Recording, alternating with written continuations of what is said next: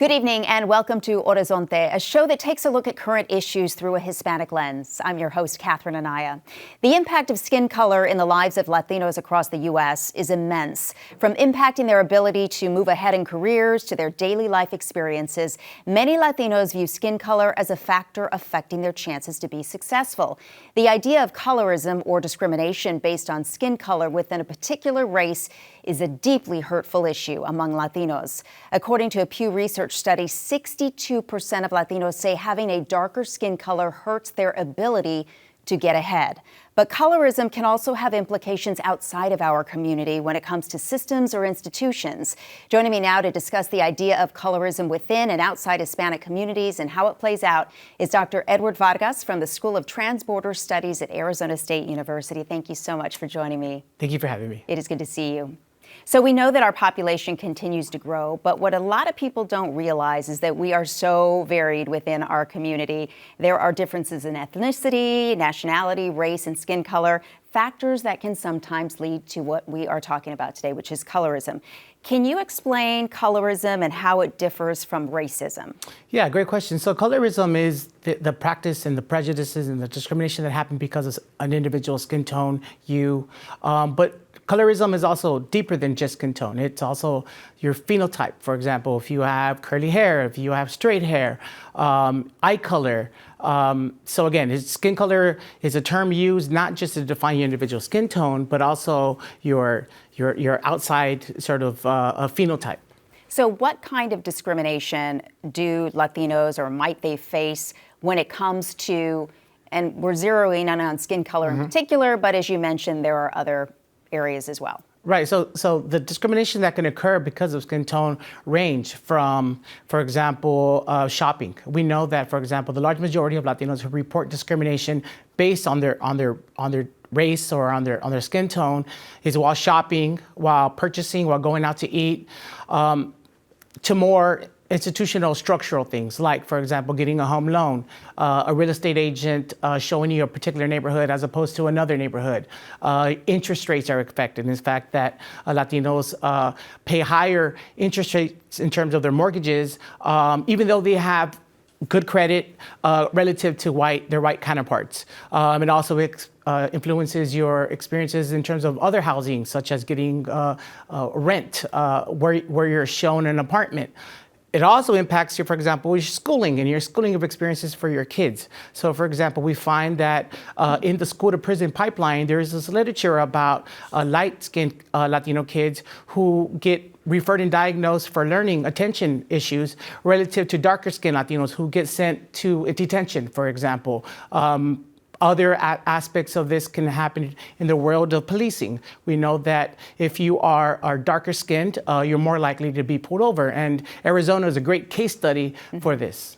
Well, so how would you describe what is happening in Arizona right now? So great. So due to the legacy of SB 1070 and the Show Me Your Papers laws that came out of that time, there's been some interesting studies happening. For example, the ACLU did an evaluation of the Maricopa Sheriff's Office and found that Latinos were more likely to be stopped, they were more likely to be held at a longer time, and they were more likely to be arrested relative to their white counterparts. Now, what's really interesting about that data is that there is bias in this data. For example, when a cop pulls you over, the race of the individual that they're pulling over is done by the police officer, not by the individuals themselves. So even with this bias that cops are more likely to actually put white on the paper, Latinos are still more likely to be stopped and detained.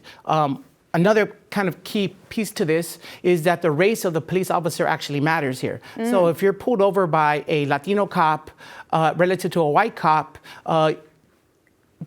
impacts whether or not you get, for example, arrested or held for a longer period of time. And so if you are stopped by a white cop, for example, you are held, you're 5 times more likely to be arrested.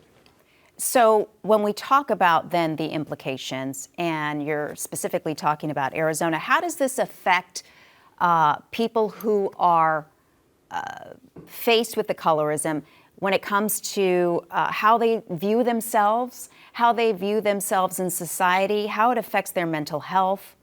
Great question. So in the world of study of race and racism and discrimination, there's this idea of perceived race or socially ascribed race. Some of my colleagues, we call this street race. So in other words, if you're walking down the street, how do other people racialize you? And we find that this actually becomes very important for Latinos. So we find that, for example, Latinos who think that other people see them as white actually report better health outcomes. When it comes to discrimination, Latinos who other people see them as white, for example, are less likely to be pulled over by the police, are less likely to be discriminated while trying to find housing, less likely to experience discrimination at a health clinic. It's fascinating, and I want to read some statistics here. According to a recent Pew Research Center's bilingual national survey of 3,375 Hispanic U.S. adults, a majority, 62%, say having darker skin color hurts their ability to get ahead in the U.S. today at least a little. And 59% say having a lighter skin color helps Hispanics get ahead. And 57% say skin color shapes their daily life experiences a lot more. So these are significant numbers. We're talking about what happens outside of our community, but what happens within our community when we're talking about colorism? Because it does happen. Yeah, great question. You know, what we find is that, of course, we come in all different shades and colors. We know, for example, there's this anecdote and this joke about when a baby's born and how, given the skin color of the baby, it's like ay que bonito, like a little light-skinned baby, as opposed to like a baby that's darker, that's prieto, and you'd be like, oh, pobrecito. So there are these underlying tones of racism and discrimination that our community has, right? But it's important to note that in some data that I have as part of a co-PI on some large data sets funded by the National Science Foundation, we find that, in fact, Latinos, while, yes, there is discrimination that happens within our community, but if you look at the actual data, we find that about 74% of the discrimination experiences that we experience are coming from white populations. So around 10 to 12% are within Hispanic discrimination. Now, that's really important to keep in mind here. I think what happens is just that when it happens from somebody like us, it hurts a little bit more. I was going to say, it still feels hurtful. Different, it stings different. But the data doesn't support that in terms of its impact on your health. So it's only when you experience discrimination from a white person does that impact your physical and your mental health. We find no statistical differences when it's somebody of your own race. So whether it's in our community or outside our community, colorism is something that needs to be discussed. That's correct. It's very important to how it impacts us on our daily lives. Discrimination, racism are real. They impact our health. It impacts everybody's health. I think for the most part, what we tend to find from people that we interview is that people can't make sense of it. Are they discriminating because of my skin color? Are they discriminating because of my weight? Maybe I'm bigger. Are they discriminating me maybe because they assume that I'm an immigrant? So there is these kind of layered intersectional pieces that make us think about that experience. We know that if you tend to think about these things over time, that is actually gets under our skin, which then impacts our health. But it's not talked about enough in our community. Would you agree with that? I think it's not talked about enough. I think we have to educate ourselves both and unlearn some of the things that maybe we've been taught. We have a duty, as for example, I'm a parent, I have a 3-year-old, and we talk about race. I buy books that talk specifically about the role of race and discrimination and differences. For example, a great book is about hair, about hair texture, and about how this baby has beautiful hair. Zuri is the name of the character in this book about hair.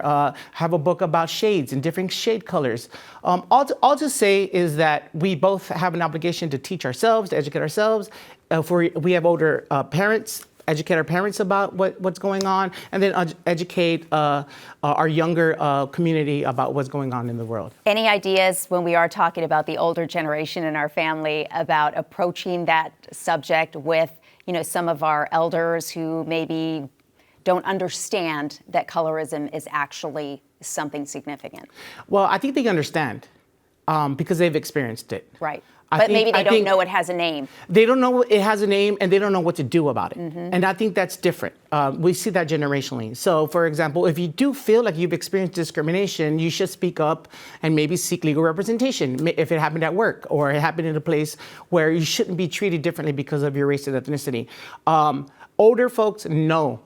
They lived through it. We're not too far removed from the civil rights era of this, in American history. A lot of times, parents who are immigrants, they're coming from places in the country where they see it a little bit differently, right? They see it maybe in the novelas, while the light-skinned folks are the main actors, the darker-skinned folks are the servants, right? So they experience it. They maybe just don't have the language to call it out for what it is. Well, it's an important conversation that we all need to be having on a regular basis for sure. And like you said, you can start with your children. You start with your children, place. yeah. And if you're at ASU and you want to come visit, I teach a class on race, medicine, and the body. So come learn about how race and discrimination gets under your skin and how it impacts your health. I love that. Thank you so much. I really appreciate you joining me. Thank you. Okay, good to see you. And that's our show for tonight. For Horizonte and Arizona PBS, I'm Catherine Anaya. Have a great night.